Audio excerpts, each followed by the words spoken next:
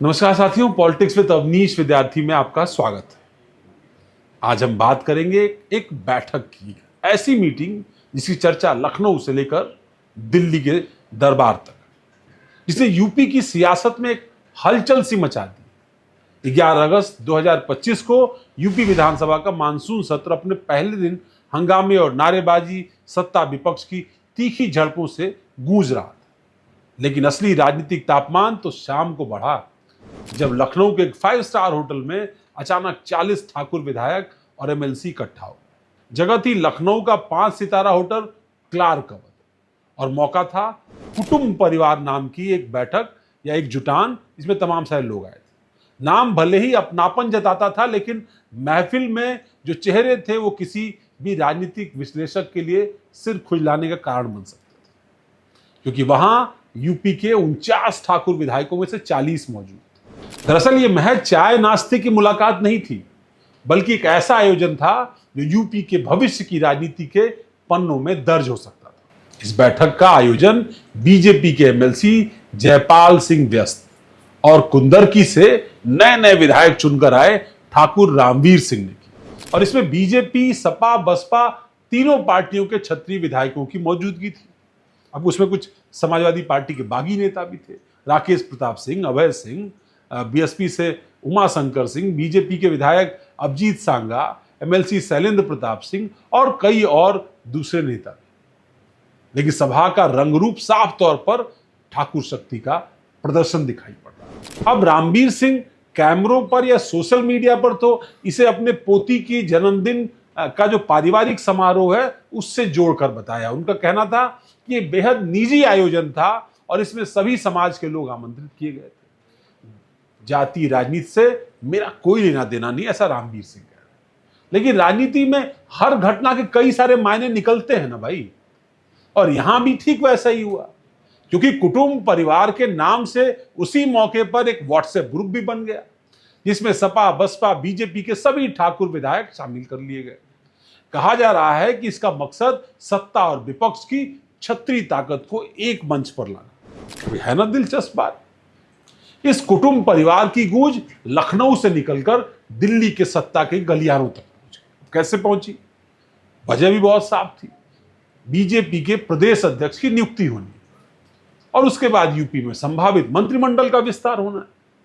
ठाकुर विधायकों का इतना बड़ा जमावड़ा, राजनीतिक जानकार ये कह रहे हैं कि यह भविष्य की राजनीति का एक इशारा हो सकता है। अब कुछ लोग ये भी कह रहे हैं कि क्षत्रिय राजनीति जो है या क्षत्रिय समाज जो है उसकी नाराजगी की एक वजह और भी, और वो वजह है कि अभी हाल में ही उत्तर प्रदेश के मुख्य सचिव रहे मनोज कुमार सिंह को सेवा विस्तार नहीं मिला।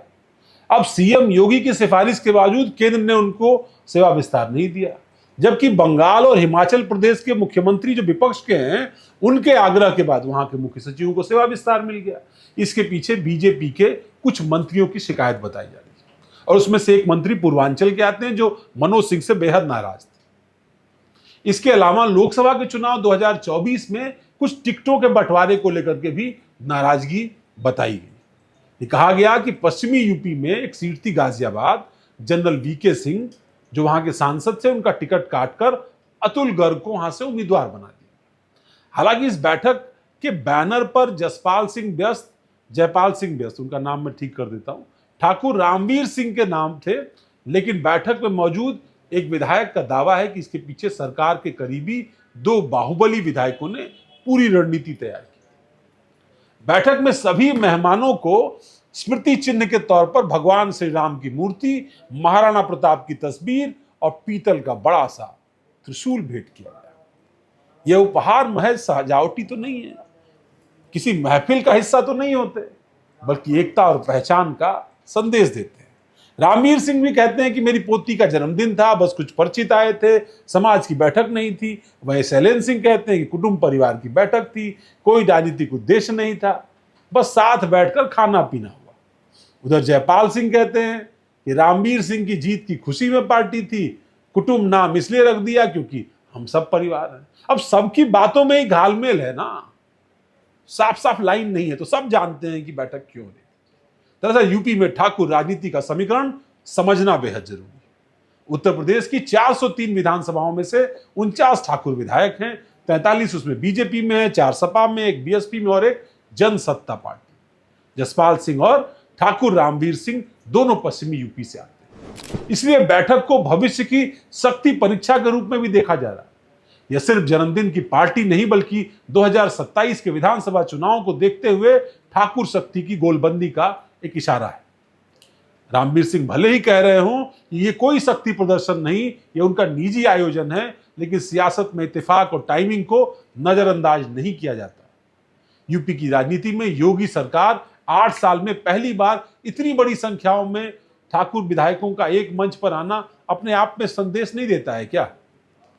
यह देखना दिलचस्प होगा कि कुटुंब परिवार का ये पूरा प्रयोग महज एक व्हाट्सएप ग्रुप तक रह जाएगा या फिर एक सियासी मोर्चा बन जाएगा जो अपने अपने किलों में लामबंदी भी करेगा, अपनी हनक भी दिखाएगा और आने वाले विधानसभा के चुनाव में अपने समाज के लिए टिकट का जुगाड़ भी करेगा। आपको हमारी ये पेशकश कैसी लगी?